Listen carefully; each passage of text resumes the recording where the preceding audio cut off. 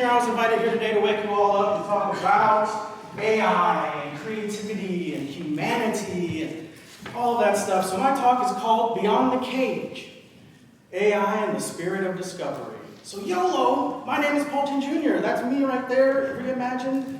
My AI that I trained, like if I was in the 1600s. I like that. I like the idea, like if I was in the 1600s, like what would we be doing? Like we'd probably try and figure out like how to get the ship like that much further, right? Everything like you can't make a ship go that much further, can't be done. I'm like, yeah, we can do it. So in my career, I've always been working with emerging tech. It's sort of where I always started because it's the most exciting, it's the most difficult, and there's the most stuff like nobody knows about, so I get to be an expert instantly. See how that works? Like, you pick something so brand new that there are no experts, so then you become an expert, and then you get up on stage like this. So it's all about picking the right tool for the right job. I got started as a solutions architect and like enterprising stuff, and I had to like make all these programs work, but it was really just picking the right tool and picking the right thing that you actually want to do. The next thing to be successful in adopting new technologies, reducing risk.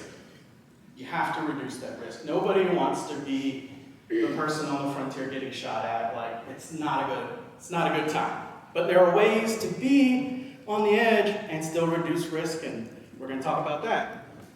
Finally, I'm a programmer, so it's always about iterations. It's always about breaking stuff and iterating, because it's the systems that you build that are continuous and they're able to either be resilient, come back up, stay up, all of those lovely keywords. That's what brings value to your organization. It's not the individual sort of parts and pieces. It's the total system that you design and implement so that it can be continuous. And so here in this break and iterate, like, that's going to be really important. And I think as security-minded professionals, that's where you really like to play, right, in the break section. So the first step of evaluating any new technology is like getting kind of working. Like how many of you in here have just like heard of a new tool and you download it and you stare at it and you look at the documentation and you're just like, I don't know. I'm not sure. This is all brand new. We don't know how to write instructions on how to do something no one's ever done before. And so here is a really important part. This is where I spend a ton of time just trying to figure out what works, what doesn't. I scan through lots of news articles and GitHub repos. I download lots of different software, and I try them out because hype is not validation, right? We all know, like, you probably remember when the last boom bust was. Like, oh, you gotta get in on this. You're gonna make $1 million. Like it's the gold rush again. You gotta get your .coms, you gotta get your crypto, you gotta do all these things. I'm not telling you to all go out and build an AI bot, like not doing that, because it's really fun and they're really, really cool, and I'll show you how powerful they can be. But just because it's hyped and it has a bunch of VC money doesn't mean it's any good. And you also have to take this time to debunk the wild claims. And so like, what are wild claims? They're like, oh, the Google researcher said that it was alive and it convinced him to hang a cow. And I'm like, no, like it doesn't do that. I don't understand. Like, why would you say such a thing? Or somebody who says like, I've got this bot tool and it'll build a whole business for you. It'll be your employees. It'll be everything for you. Except no one's ever written like a CEO AI to like replace like all the big like Bezos. Like there's no Bezos bot out there. That's kind of weird to me, but anyways, right? So in this validation period, there's a lot of information you have to sift through, and that's sort of like the biggest initial bulk of the work. And then finally, and this is probably my most important point, is to join or build the community. So when a new tool comes out, everybody gets really excited, especially in software. Everybody's got their own ideas of how to implement it and how to make it perfect for their thing. They all come together on the internet, and you join your Discord servers, you join your subreddits, you find the Twitter threads, you know, the LinkedIn gurus, like all those people, they're all putting out stuff, I put out stuff. And you join the community, and you listen to what other people are trying to do. That's why we're all here together today, to share our experiences in working with these tools. And here, I really gotta stop and say, like, y'all have to help build the community, like actually build it. Because the people in here are the leaders of these agencies and of these interfaces that we have throughout the entire state. Please, like, I need help, like, to build a community, to say, like, it's okay, we're gonna try these things, like, we're gonna try this, give us your feedback, and enjoy that kind of conversation. And it's in this community where, like, I learned how to program. Like, I just learned it from the JavaScript community and the internet. And that's really important because it gives people options, makes it way more accessible. And on this community note, I have to shout out a YouTube channel. They're called Corridor Digital. Has anybody ever heard of them? Yes, good, yes. So they are visual effects artists. They've been on YouTube for like a decade now, which is wild. But they have created a process which they take live action footage and then run it through an AI processor to give it like an animated look. And so now they're able to create essentially animated films by composing live action clips without any animators. What they do is they hire artists to create the model, and then they train the model to turn live action footage into a cartoon, and it's really cool. Not only have they done that, they're like one of the first ones to do it, they're just like a handful of people in LA. They've made tutorials, and they're showing everyone how to do it. And then once everyone knows how to do it, they're having a community challenge, where they take one of their existing videos, open up all the source files, show you exactly how to do a process, and then invite you to do the process on that clip.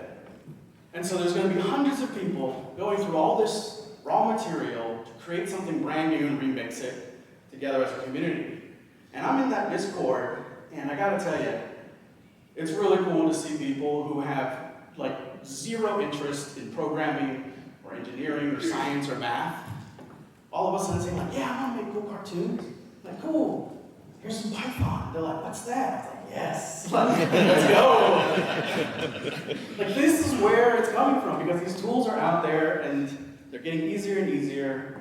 I got asked to do this talk, like back in April or May, and every week I have to update the slides because something new comes out. There's some new tool, there's some new thing, and I really didn't even finish until like last week, because what's in here is like the latest that I could find and the easiest thing I could have to be able to show you.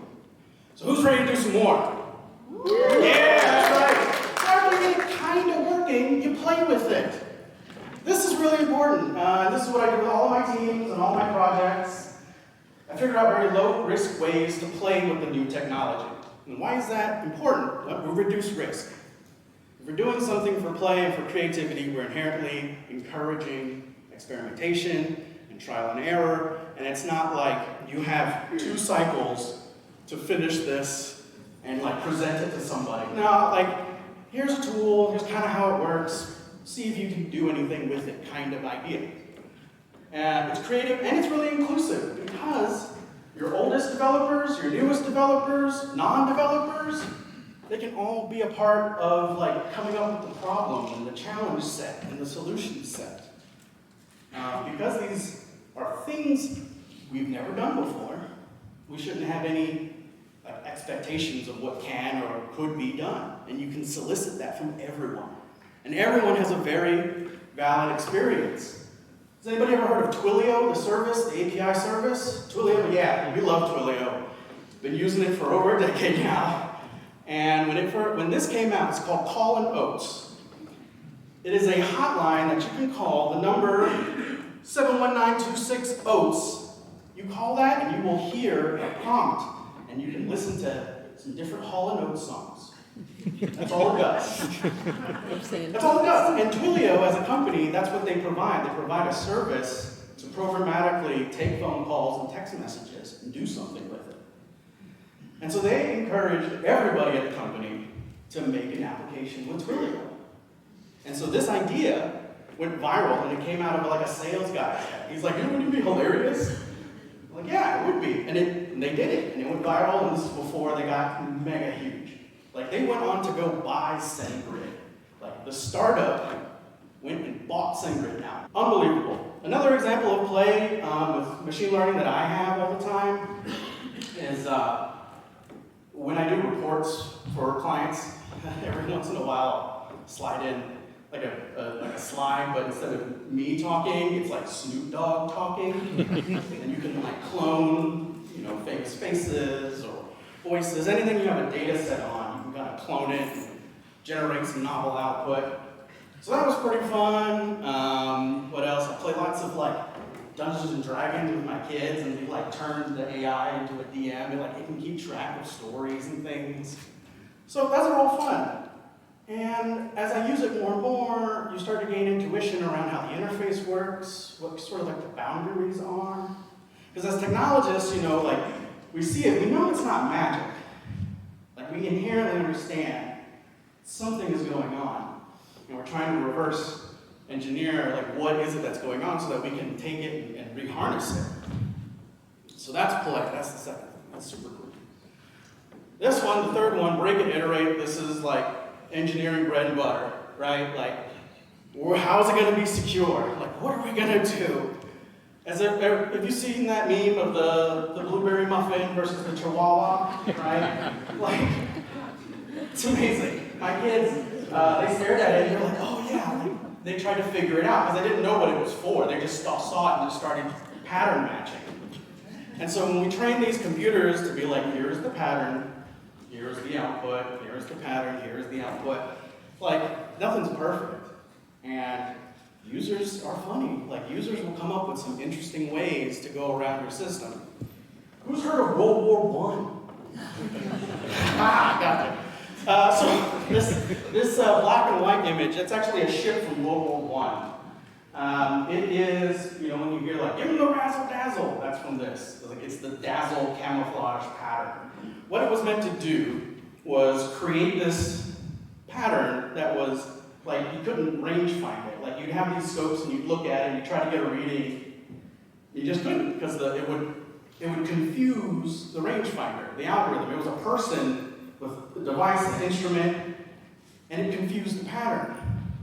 And this idea, is now being used now to prevent facial recognition and to prevent computers from automatically doing the things we want them to do. Like, you can repaint your face, give it a different structure where the computer just cannot tell what it is. One of the surveillance things that we can do is like gait tracking. You ever seen that? Like, everybody has like an individual gait, the way you walk. It can be identified, fingerprinted.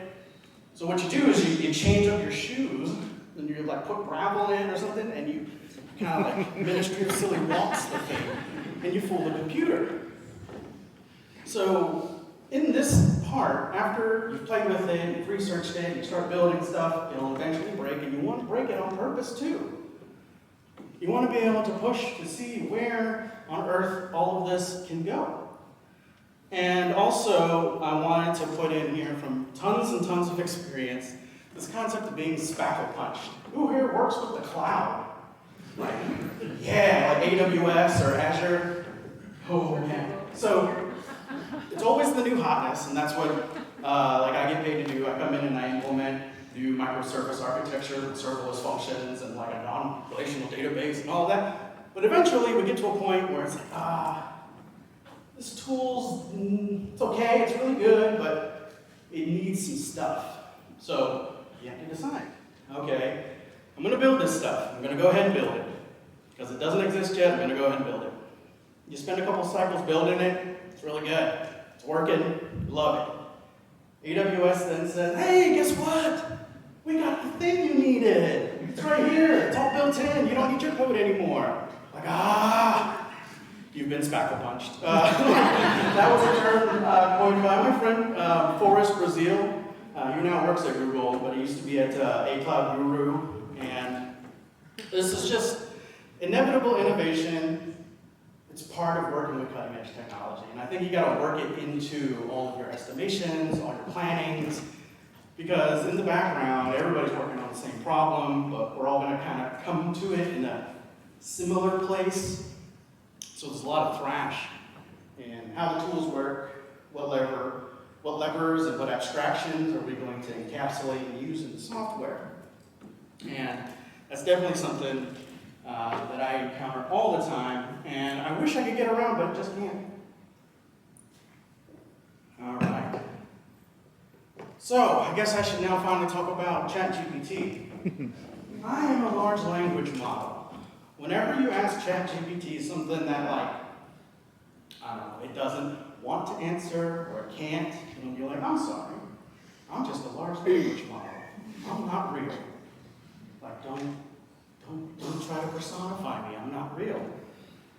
And so like I thought about it, I was like, man, what would I do if I was in the 16 or 1700s? This is an automaton made by a French watchmaker. It's 240 years old. It was used by kings of Europe. And you could program it to have 40 individual characters that it would write, and it would write out a note in 40 characters and hand it to your guest. Like 240 years ago, somebody built a clock machine to do that. Programmable. Right? Like, let's go. Like 1600s, 1700s, no problem, let's go. So today, we basically have a machine that was programmed with a limited number of characters to just output something that you could take home and be like, ooh, I got this from a machine. And so that's all a large language model really is. Like, you'll upset a lot of data analyst folks and like data engineering folks and just be like, it's like a magic 8-ball that travels to other dimensions and then gives you an answer. So what are the things, like if you want to like really just conceptualize the big parts of a language model, it's data, the parameters, an architecture, and some output. You start with the data. That's the basic representation of the output that you want to have. If you want it to sound like Shakespeare, you give it all as Shakespeare. If you want it to sound like a consultant, you just have it say it depends all the time. I got you that one. And then, once you have your data, then you have to kind of figure out what kind of architecture you want. And like, I just lump them all in as neural networks because there's tons of them. I don't know them all. I don't really get to pick or choose. I just kind of use the ones that the community have found like, oh, these work. I'm like, great, I'll just use those. Just all different kinds. It's a bunch of math. And I started going down into math. And I'm like, oh my God, this is pure math. And it's hard to come back out of pure math. So be wary once you start going down it. I was not prepared. And then the final thing, like this thing here, parameters. Derived adjustments to minimize error. That is the most concise way that I can try to like put like what this jumble of numbers is. Once you train the model, what you're doing is you're saying like, hey, make this Shakespeare poem. And it puts out a bunch of words and like, that's not it. And so it redoes it again and again and again and again until a human goes, yeah, that looks like Shakespeare. And then you're done. And all of those guesses get stored into this group of parameters, and that's what the data scientists are tweaking, and all of the different ways we can combine and collapse and recombine numbers is it. So when someone asks you like, oh yeah, AI, you're like, cool. Data, parameters, some architecture. Architecture determines sort of how the output comes, because we're talking about a language model. It's meant to take in words and output words. You could also have image recognition models. It takes in images and outputs what it thinks the image is. You can have image generators. It takes in text and then creates what it thinks that text represents. So there's all different types of AI out there, like just tons. And there's going to be plenty that we don't even know yet. There's going to be huge advancements in medical research because these AI models can take the problem space of like all these different combinations of proteins and chemicals, and it'll output a things that we just don't have time to like physically do the iterations on. It'll just give us a really good simulation based on patterns that it's already seen. And it's going to help speed up research. It's going to help do all these really cool things. And that's super exciting. But just know that there's all different kinds of AI. There's a bunch of different architectures to go along with it. So when you're looking at these solutions and you're like, how am I going to deploy these things? How am I going to govern these things? You should keep sort of these areas in mind. Like, where is the data coming from? How are we doing these parameters? And how are we going to handle this architecture? All right, now is my favorite time of the presentation. Whew, I hope you all are ready to praise Cage. So not only am I a serverless developer, I'm also a prophet of Nicolas Cage. Nicolas Cage has guided me in choosing all of the emerging technologies that have gotten to this point. It's really wild, because I believe in him as the true internet of the true God of the internet. And when we talk about AI and how we're going to use this thing, I figured, well, let's build one, right? Like, let's go ahead and do it. So we're going to build, I'm going to show you how to build a chatbot and turn it into an agent. And Nicolas Cage is going to guide us with, just think about National Treasure. Like, National Treasure is such a great movie. It's an adventure. We like have a bunch of obstacles. We don't know how we're going to overcome them. We got problems. We got to get a team together. Well, our team is just going to be ChatGPT. And it's going to solve most of our problems for us. So let's see how to do that. So on the count of 3, give me a praise Cage. 1, 2, 3. Praise Cage! Yes! Here we go. National Treasure. We're going to build an agent. Anytime you start a project, what do you do? Gather requirements, come up with a plan. Here we go. Clean the data. Right? We got to test the prompts. A prompt is sort of what you feed ChatGPT or the language model to get it started. Then we're going to figure out how to automate it. Pretty good. You know, if you can write some software, you can kind of automate just about anything. So ChatGPT really can do it all. Kind of. Yeah, this is the easiest part, cleaning the data. I'm not a data scientist. I avoided like database administration for the longest time. I'm like not like a algorithms kind of person. So when I don't know if you can read that, you can literally there's a function for ChatGPT on the web interface called Code Interpreter. It's brilliant. It's really good. So it can take like natural language and files. You can upload files to it.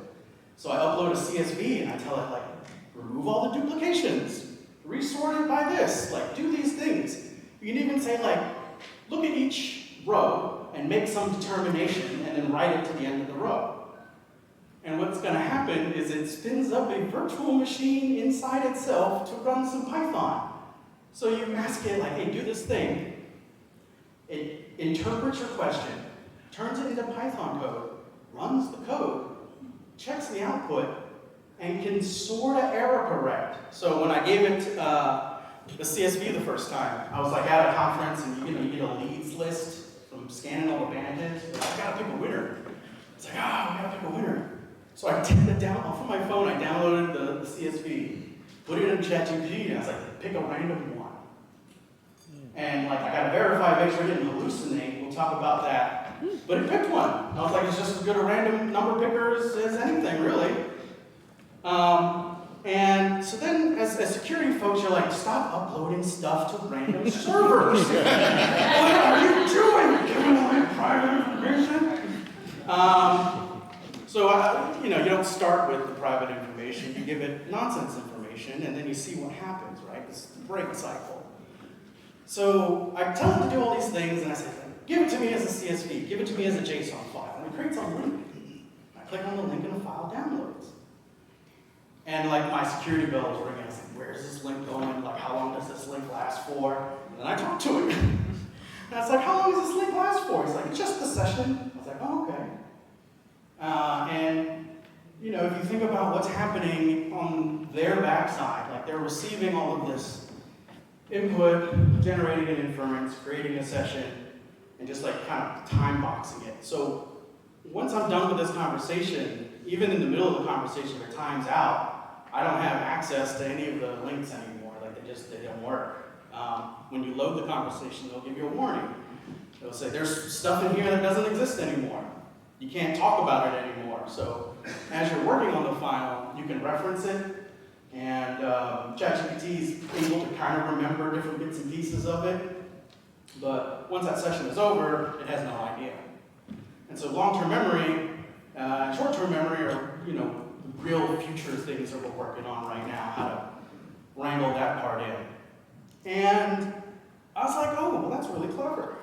Now I can just have it clean all my data. Like, I don't know how to write the Python scripts for that. Because the next thing I had to do was learn Python. I don't know Python. I'm a JavaScript developer. I build like web apps and HTTP stuff, but I've never done anything with Python.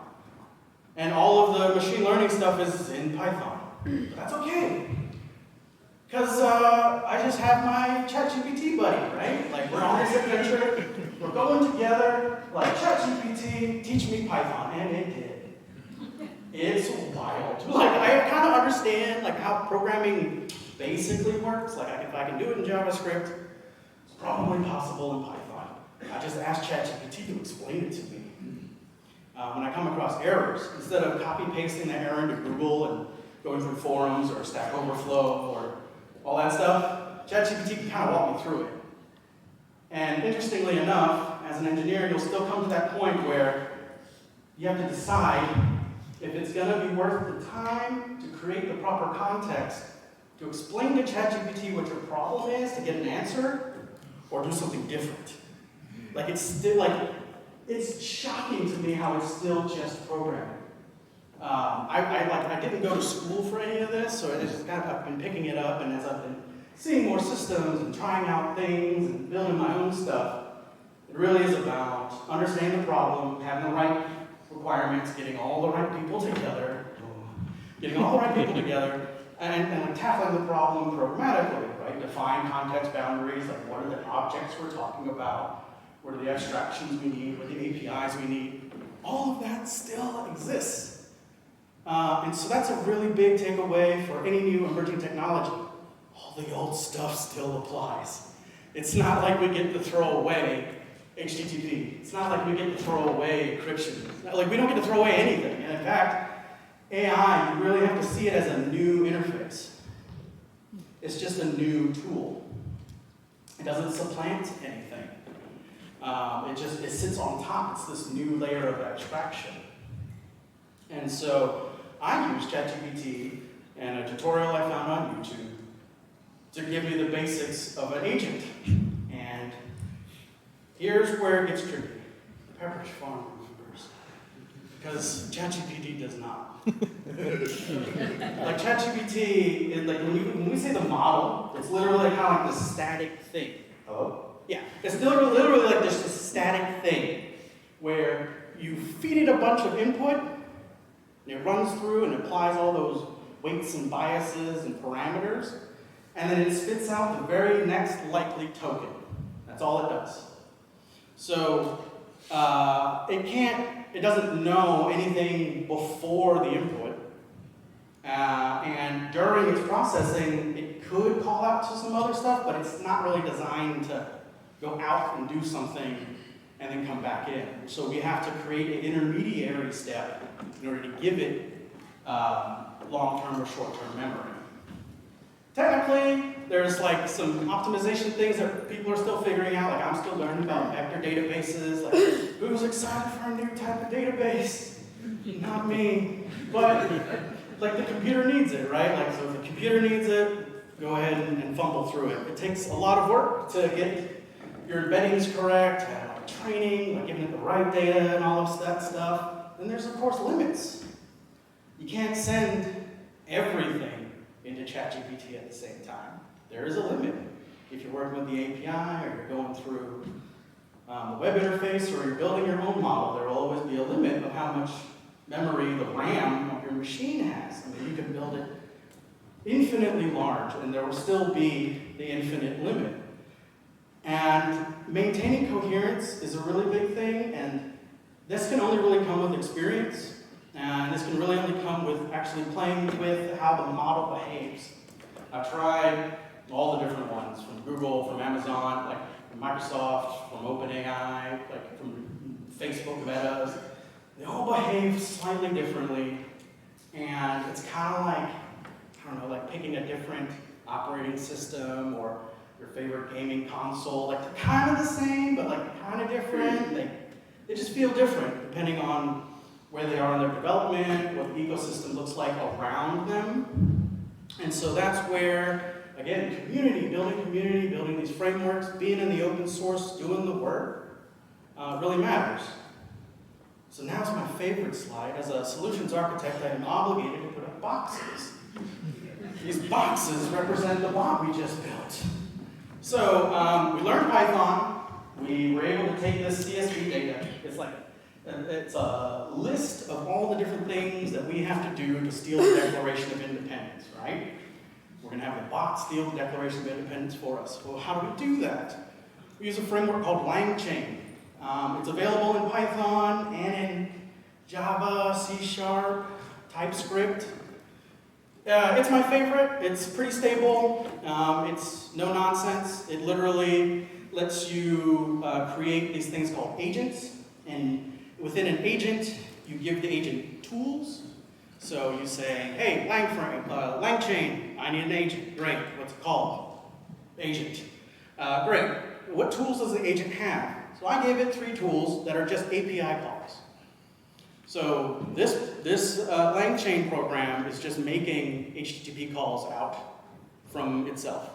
It's going to SERP. It's SERP.io. That's like a Google search API, because you can't kind of scrape Google results. It's kind of a thing. So you could use a free trial from SERP. It's like 1,000 queries a month. And then once it does the query, then it has a tool to access browserless, which allows it to kind of scrape or read the results from the Google search.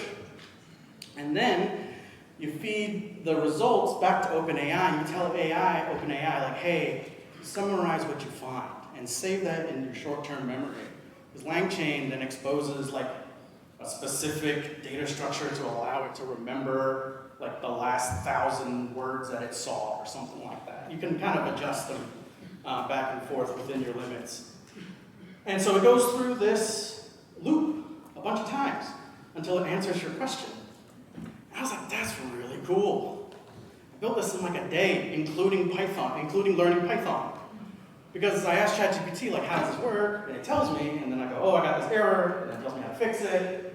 And all of a sudden, like, I'm up and running, like, and I'm doing work. So a practical application is we have a giant list of like potential sales leads, and we got to go through them and research all of them and qualify them. I was like, well, why don't we make the bot do it? I'm like, okay. How long will that take? I was like, I don't know. Who knows? But I was like able to, like, once I figured out what the problem was and how to define the prompts, because I've been playing with it for so long, then I can make my prompts concise enough to where they'll fit in the token limit. Once they fit in the token limit, then I can kind of keep summarizing while maintaining its like kind of coherence, so it gives it just enough context to do the next step. And so as an engineer, like that's what I'm trying to figure out, like what are the limits that I gotta stay within in order to get it to kind of the next step. And so like this is like the bulk of the code. Like I've hidden the lines, but it goes from line 25 to what? 162. This is Python code. I found most of it on GitHub and tutorials.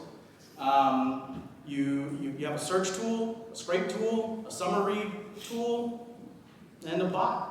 And like you give the bot the tools. And each of those tools link to an API. Put your API key in, and it goes.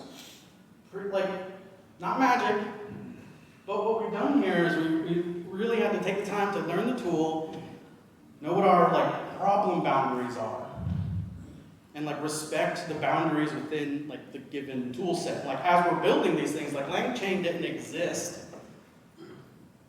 6 months ago. Like it's just now, and there will be new ones, and I guarantee you there will be more. The big one that came out a little while ago was called AutoGPT, and that was the one that was supposed to like do everything. Like you just say, make me money, and it'll start printing money. Well, like that doesn't, like it just doesn't. I've used it a bunch, and it's just, it gets into like infinite loops, right? And that's a very easy thing to do when you're using these kinds of tools that like link to each other. In the enterprise space, it's all about microarchitectures and breaking up things into microservices and making smaller teams and single specific functions. That's great, and it brings a lot of velocity and agility to your process, but it also makes things like really complicated. So, let's, this is the prompt, this is the main thing. It's like, you are a researcher, you gotta give it the context, and this is the outer prompt that runs when you give it your query. So you have your query that says like, who is this company and what do they do? And then it goes in, looks for that, and then it comes back to the outer prompt and says, you are a researcher, is this information correct? And if it determines that information is correct, then it'll spit you out an answer. Oh, it's pretty cool. Back to Price and Cage. So now we've found the treasure, we've gone through the AI, like we built it, we've done it, we've learned Python, like that's great. What else could there be? Well, there's always some trade-offs, right? There's always a negative downside. Face Off was another great Nicolas Cage movie, action thriller, about two people who are so obsessed with each other that they become each other. That's what AI is kind of like. Like I became so obsessed with the AI, like I was talking to it, and it was giving me exactly what I wanted to hear, and it made me feel good. Because that's exactly what it's programmed to do. Like, I programmed it to only tell me what I want to hear. Of course it's going to make me feel great. So this is the idea of a stochastic parrot, right? Like, it's statistically primed to just tell you what you want to know. So we always have to be aware of that. And I looked up sort of like the history of Watson and how that was different. You should definitely check it out and like look it up because it's different than how we have our AI now through neural networks. Watson was more of like a knowledge-based thing, like it was able to search through like actual knowledge base, whereas now these things are just making stuff up as they go statistically. There's a bit of a difference, pros and cons. So there we have that.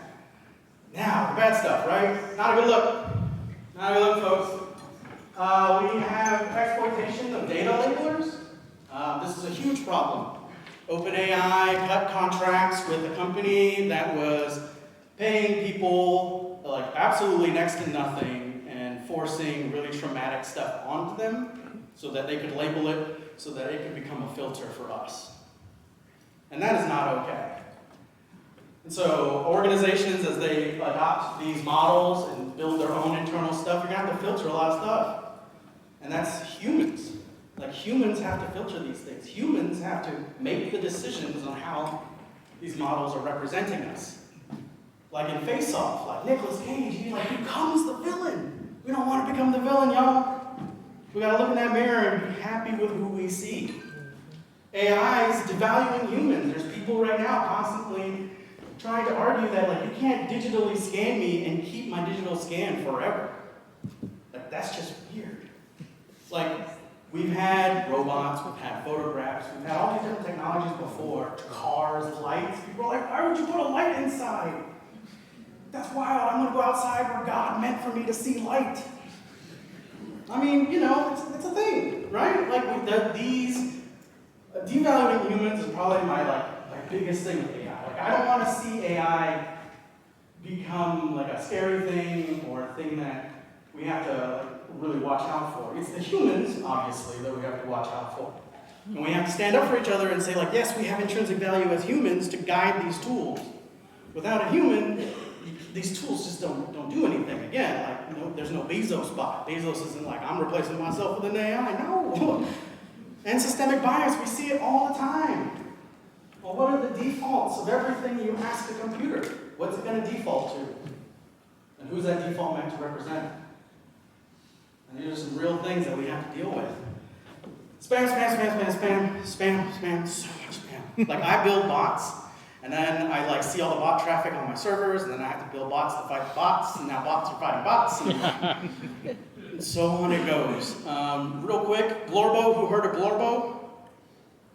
Yeah, so if you're a news publishing company and you're like, I don't need writers, I'm gonna use AI and scrape Reddit and write articles from headlines of Reddit. Well, the Reddit users were like, it's cool. So they made up a brand new game release called Glorbo from World of Warcraft. And the AI bot picked it up, wrote an article, and published it. Gosh. Like, it was just like that in a day. And like, news publications were picking it up because it all gets syndicated. And then Global became a real thing, but it's not. It was a prank. We just messed with the AI. Users, am I right? This is really important. This is fair work. This is an organization dedicated to systematically understanding and evaluating cloud work platforms. So Mechanical Turks, like all these different little data labeling services. They have an amazing, amazing report on how to evaluate your vendors that you're using. Please check them out. Fair Work. It's out of Oxford. Super good. They're like the only ones that are really taking this on and doing it seriously. So please check it out. And so, you know, as we come off of Face Off and we've become the villain and like this mirror is awful and we've lost our family and we're in the air screaming and crying, what should we do? This is what I want us all to think about. How to reflect the best in all of us in these models. They're models, right? Like they're what we teach the computer, more or less, right? It's what we want the computer to do. It's still just a program, right? It's still just programmers making decisions. I think we can make really good decisions. Like, we're really creative. We're really good at coming together as a community and building this kind of thing. This is solar punk. Solar punk, like it's amazing.